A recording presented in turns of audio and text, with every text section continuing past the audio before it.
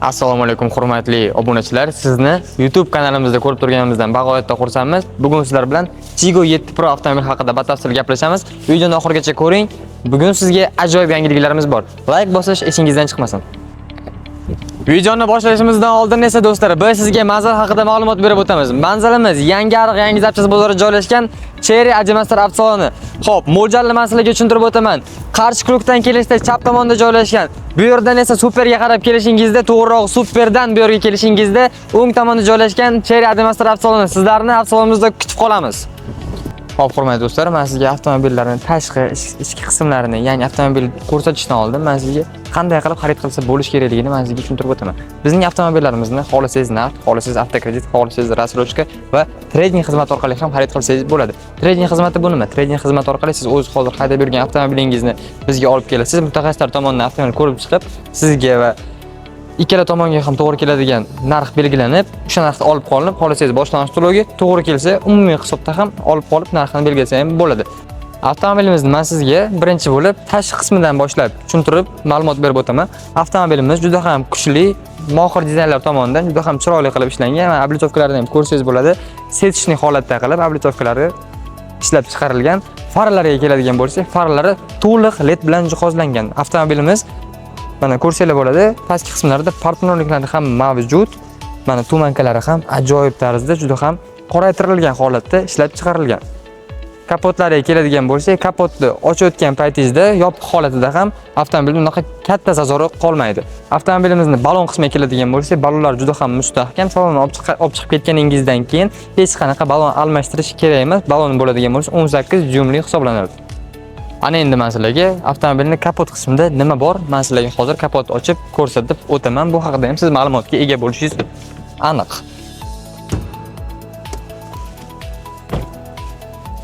Xo'p, avtomobilning kapotini ochganimizda hozir bir daqiqa o'zi ko'tariladi. Kapot qo'l bilan ko'tarib, nimadirga tirga qilib qo'ymaysizlar. Bu kapotimiz avtomobil 1.5 turbina motorli bo'lib, 147 ta o't kuchiga ega hisoblanadi. Avtomobilimizni kapotini ko'rsanglar bo'ladi. Juda ham tartib bilan hamma narsa terilgan, hech qanaqa notartib holatda ishlanmagan. Bu nimani hisobiga? Albatta, xavfsizlik ham inobatga olingan. Avtomobilni mana ko'rsanglar bo'ladi. Akkumulyator qismi avtomobilning kapotining o'ng tomonida joylashgan. Bu yerda esa motor qismlari, ichki jihozlari mavjud bo'ladi. Xo'p, ochib ko'rishim mumkin edi, lekin juda ham mustahkamligini hisobiga ochish imkoni bo'lmadi. Kapotni yopamiz. Ana endi avtomobilimizning orqa qismiga o'tamiz. Undan oldin men sizga avtomobilning benzin rasxodi bo'yicha ma'lumot berib o'taman. Avtomobilimiz 100 kilometrga 6 ta 7 ta rasxod qiladi shahar ichida. Trassada bo'ladigan bo'lsa, bunga nisbatan ancha kamroq rasxod qiladi. Avtomobilimizni kapot qismiga keladigan bo'lsa, to'g'riroq bagaj qismiga keladigan bo'lsa, bagaj qismi ham o'zi avtomatik tarzda ochiladi. Bu orqasi juda ham keng hisoblanadi. Bagajga deyarli yarim tonnagacha yuk bemalol sig'dirsangiz bo'ladi. Mana bunaqa kiyim ilgich setkalari ham bor. Bularni xohlasangiz xalaqit beradigan bo'lsa, yopib qo'ysangiz bo'ladi. Xohlasangiz mana bunaqa qilib, ya'ni qo'yib qo'ysangiz bo'ladi. Kiyimlar notartib holatda emas, bagajda mana bunaqa taxlab qo'yishning imkoni ham bor. Avtomobilimizning bagaj qismida mana bunaqa jetski rezilmalari ham mavjud. Bolalar yoki kimdirning qo'li qolib ketgan taqdirda ham bagaj avtomatik tarzda ko'tariladi. Shu jihatlarga ham alohida e'tibor berib qo'yishingizni so'rab qolgan bo'lardik. Ana endi avtomobilimizni va nihoyat salon qismiga o'tamiz. Qani sizlar bilan ko'rib chiqamiz hozir. Avtomobilimizning salon qismida albatta mana bunaqa mashinani ochish, qulflash tizimlari ham mavjud. Keyinchalik video davomida biz sizga ko'rsatib o'tamiz. Sidena pamyat, ya'ni sidena holatini, nazoratini saqlab qoladigan, eslab qoladigan funksiyalari ham mavjud. Avtomobilimizning sidenasini mana bunaqa avtomatik holatda xohlasangiz yaqinga, xohlasangiz uzoqqa, tepa, past va spinkalarini ham bemalol nazorat qilsangiz bo'ladi.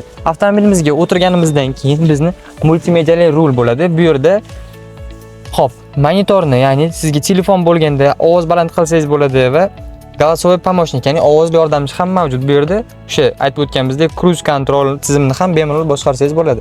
Xo'p, hurmatli do'stlar, men sizga salonni ma'lumotlarini berib o'tishga davom etaman. Mana bunaqa splashnoy monitori bor.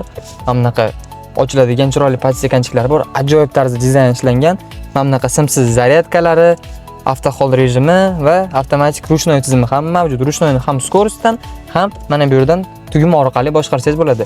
Mana bunaqa tugmalar orqali siz monitor panellarini ham bemalol boshqarsangiz bo'ladi.